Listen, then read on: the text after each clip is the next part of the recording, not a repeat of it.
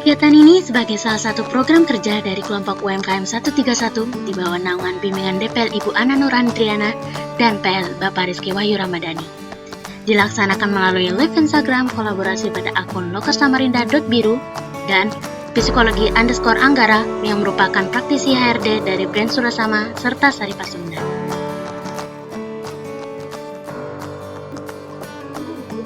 Assalamualaikum warahmatullahi wabarakatuh. Waalaikumsalam, Mas Rois. Apa kabar, Mas? Alhamdulillah baik.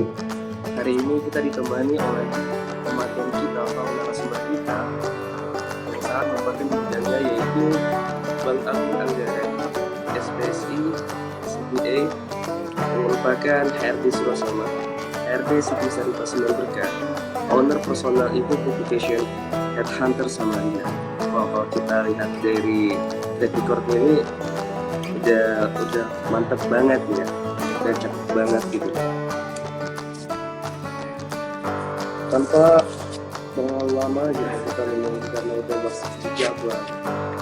Nah, saya ingin bertanya, Bang, kita kan sekarang ini berada di masa revolusi industri 4.0 ya, dimana persaingan kerja itu bukan hanya dengan angkatan kerja yang 5 tahun di atas kita dan 5 tahun di bawah kita. Dan juga kita bersaing dengan dimana banyaknya otomotif yang digunakan di perusahaan-perusahaan gitu. Menurut Abang gimana sih dalam kita menangkapi hal-hal seperti ini, Bang?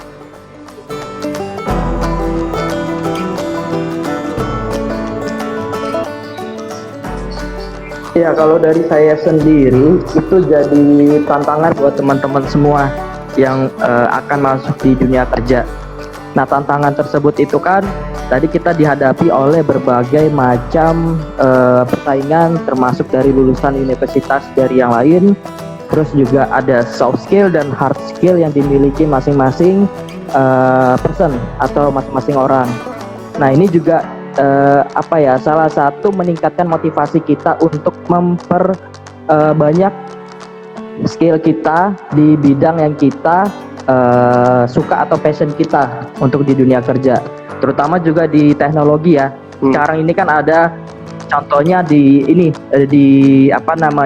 penggunaan teknologi yang semakin canggih yang bisa melakukan sendiri tanpa digunakan langsung oleh karyawan atau manusia itu sendiri. Nah, ini makin daya saing itu makin sangat berat sih kalau saya rasa. Cuman tinggal kembali ke kitanya lagi atau ke teman-teman yang mau masuk dunia kerja, apakah serius dalam meningkatkan skill atau tidak, gitu sih.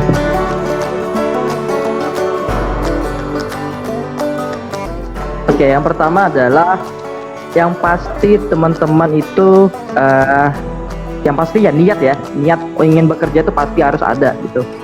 Terus yang kedua adalah kenali potensi atau kenali diri teman-teman semua. Nah, teman-teman selama masa kuliah itu apakah kan di situ sudah terfilter ya, maksudnya ke teman-teman ketika memilih perkuliahan itu sudah tahu jurusan apa yang dipilih gitu. Jadi ketika pas dia kerja pun atau teman-teman masuk kerja itu apakah memilih sesuai jurusan di perkuliahan sebelumnya. Jadi harus kenali dulu diri teman-teman, passionnya di mana gitu. Kalau di bidang akuntansi pasti di bagian finance, keuangan dan lain-lain.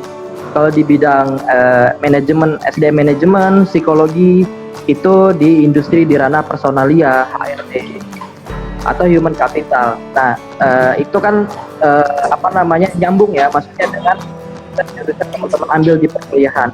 Saya rasa teman-teman harus kenali diri teman-teman itu, potensi teman-teman atau passion teman-teman. Itu yang paling penting. Terus yang selanjutnya adalah CV. Nah, ini dibuat CV juga jangan sembarangan. Saya rasa CV ini adalah salah satu tiket untuk bisa teman-teman paparkan atau teman-teman perlihatkan kepada manajemen atau HRD di perusahaan yang teman-teman incar. Karena kalau CV pun itu sembarangan, terus isinya juga kita kurang enak lihatnya, kadang ya HRD, karena gini, pada dasarnya HRD itu nggak mau terlalu lama membedah CV pada satu orang nih. Yang ngelamar misalnya 50 orang, masa harus harus makan waktu yang lama banget kan. Nah, Iya. jadi CV sendiri memang harus dibuat sematang mungkin dan sebaik mungkin. Banyak pelatihan-pelatihan pembuatan CV itu bisa diikuti. Nah, di situ. Terus selanjutnya adalah motivasi teman-teman ketika mau melamar pekerjaan, sudah apply CV, ditunggu aja panggilannya. Kalau sudah dipanggil, disitulah masuk namanya interview kerja, biasanya interview atau wawancara. Karena CV teman-teman ini menarik nih, gitu, bagi HRD. Jadi untuk pendekatan lebih matang lagi, biasanya nanti interview lebih dalam sama HRD dan manajemen. Nah, di situ nanti seleksi lagi, gitu, dan ada proses-proses selanjutnya. Saya rasa intinya teman-teman harus kenali dulu diri teman-teman, apakah sesuai nggak sih kerja di situ, apa sih bidang saya yang saya miliki, apa sih skill yang sudah saya miliki, itu yang paling penting.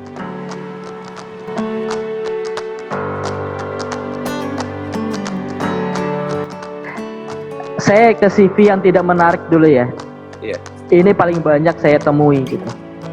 CV yang paling nggak menarik saya rasa tuh terlalu banyak warna, satu. Terus yang kedua adalah asumsi, maksudnya dari saya ya, dari saya itu CV yang untuk pendidikan nih. Ketika teman-teman lulus dari kuliah, terus teman-teman kirim CV ke saya lihat di pendidikannya tuh dari TK tuh dijelasin TK-nya mana, SD-nya mana, SMP mana. Saya rasa minimal dari SMA ke universitas sudah cukup kalau saya ya. Dari SMA ke universitas itu udah cukup, nggak perlu sampai TK, SD, SMP di bawah, karena makan banyak space di CV yang bisa ditaruh poin-poin penting di situ. Terus yang selanjutnya adalah terlalu ada gambar. Misalnya teman-teman buat CV, karena saya suka Doraemon ya, saya taruh Doraemon di ujung kanan misalnya. Saya suka Dragon Ball, saya suka SpongeBob, jadi saya kasih sedikit gambarnya ada di bawah, di atas. Nah, itu nggak penting, sangat nggak penting itu untuk CV. Terus juga tidak konsisten, isinya tuh gini. Nanti pakai bahasa Inggris menjelaskannya nih, di motivasi misalnya, di prestasi. Terus nanti untuk pengalaman bahasa Indonesia, nanti ada bahasa Inggris, jadi campur aduk bahasa Inggris dan campur Indonesia. Kalau mau bahasa Indonesia ya bahasa Indonesia aja semua dipakai. Tapi kalau teman-teman ingin membuat CV ada bahasa Inggris, buatlah satunya bahasa Indonesia, yang satunya bahasa Inggris, seperti itu. Jadi dibedakan. Jadi dibedakan, jangan dicampur di dalam kata-katanya itu. Nah, terus juga gini, CV yang saya sering temui itu kan ada tuh yang ada berupa seperti kemampuan bahasa Indonesia, itu ada kayak diagram batang yang dia horizontal itu ada isinya, itu ada warnanya tuh, kemampuannya nggak nyampe 100% misalnya, ya kan. Terus untuk kemampuan bahasa Inggris ada 80%. Terus ada kemampuan komputer misalnya dia berapa persen. Nah, ada yang memberikan CV-nya itu dia nggak ada pakai angka pasti, tapi cuma kasih warna doang gitu. Jadi warnanya ini paham ya maksudnya Mas Toys ya? Jadi itu nggak ada angka pasti. Kalau bagusnya itu adalah ketika bahasa Inggris tuh bisa digunakan misalnya 80%, bahasa Indonesia 100%. Komputer, kemampuan Microsoft Office itu bisa digunakan di 90%.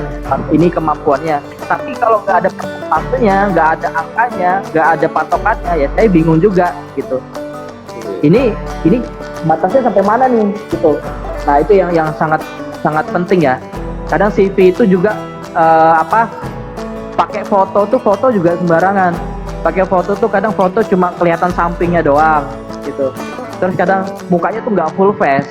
Nah, kita kan pengen lihat full face-nya. Seperti itu. Itu CV yang nggak menarik ya dari saya sedikit. Kalau CV yang menarik itu saya rasa warna itu boleh ada warnanya, tapi jangan terlalu banyak. Ya cukup 1 atau 2 warna itu udah cukup. Tapi warna itu dipertimbangkan apakah warna itu nyaman dilihat atau tidak gitu. Kalau misalnya putih sama warna biru tapi dibuat sebagus mungkin, ya saya rasa nggak jadi masalah. Nah, beda lagi kalau CV-nya itu desain grafis. Kalau desain grafis itu kan dia memperlihatkan kemampuannya dia. Terus biasanya pakai portofolio tuh. Ya dia pernah buat apa gitu. Ada project apa.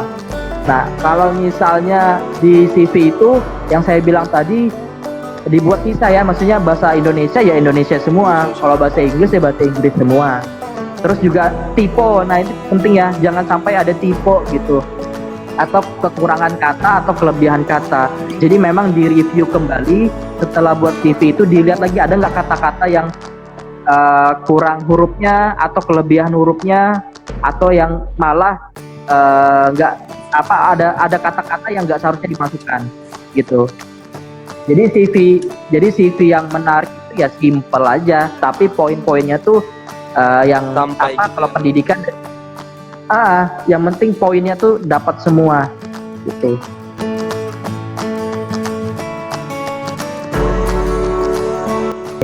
Teman-teman tahu ya, biasanya kalau mau melamar kerja itu kan sekarang banyak by email ya.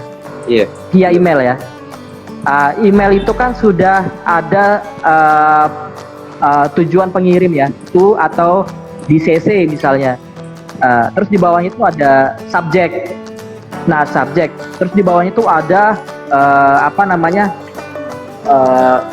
langsung isinya ya, isi dari dari email itu. Nah, biasanya teman-teman kalau misalnya mau ngirim email kan otomatis harus upload CV-nya dulu ya, upload CV-nya dulu. Terus ada pembukaan ya kayak lamaran lah di badan email itu, diketik dan lain-lain, saya ini gitu. Biasa ya kayak di ini untuk melamar pekerjaan. Nah, biasanya di subjek ini dikosongin. Biasanya kalau di subjek itu kan dikasih posisi yang dilamar underscore nama kita gitu. Jadi posisi baru nama kita. Nah, jadi HRD itu tahu ini ngelamar posisi ini. Tapi kalau misalnya kiri nggak ada sama sekali posisi, maka HRD harus buka dulu dia surat lamarnya, tujuannya kemana, kan itu makan waktu banyak. Benar. Gitu. Jadi cukup subjek tuh jangan sampai kosong gitu. Intinya itu kalau email. Terus selanjutnya kalau misalnya nih kan ada subjek itu kan ini ya, judul pertama biasanya kita lihat, ini yang lebih besar gitu kan, ini HRD underscore baru namanya Rohis gitu. Kita tahu Rohis ini di posisi HRD, tapi ada juga yang dia kebalik. Jadi HRD underscore Rohis ini di bagian bawah di CV itu, di yang diketiknya di bawahnya subjek. Terus di subjek itu tulisan lamaran, saya Rohis, saya ingin melamar gini.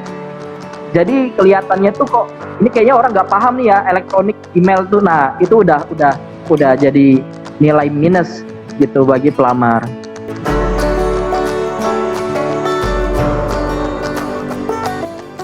Oke, yang pertama adalah yang sebenarnya tadi sempat saya saya sempat singgung. Saya nggak bisa ini ya memberikan kata-kata itu. Jadi teman-teman nanti yang penting ambil poinnya aja yang saya sampaikan ini. Bahwasannya pertama adalah teman-teman harus jangan menjawab yang saya harus mencari uang, saya harus mencari rezeki di sini Pak. Tapi saya minat di bidang ini.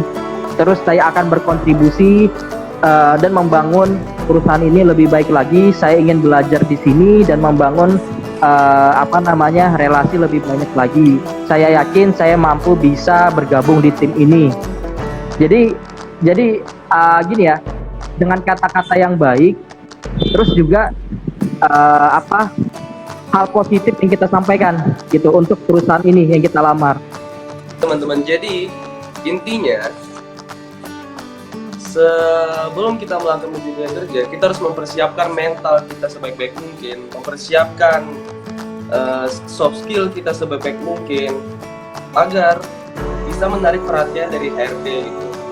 Dan juga percaya diri itu sangat-sangat penting ketika kita menghadapi bagaimana dunia masuk kerja gitu. Yang pertama bagi teman-teman yang lagi mencari pekerjaan, tetap semangat, jangan putus asa, karena setiap orang itu punya jatah masing-masing ya. Maksudnya punya waktu yang sudah ditentukan masing-masing. Kita kadang mencari pekerjaan itu sampai 2 tahun 3 tahun nggak dapat, tapi ternyata pas 4 tahun itu kita langsung di perusahaan yang besar seperti itu. Terus see you next time teman-teman. Jazakallah khair. Wassalamualaikum warahmatullahi wabarakatuh. Selamat sore, salam sehat untuk kita semua. Waalaikumsalam warahmatullahi wabarakatuh.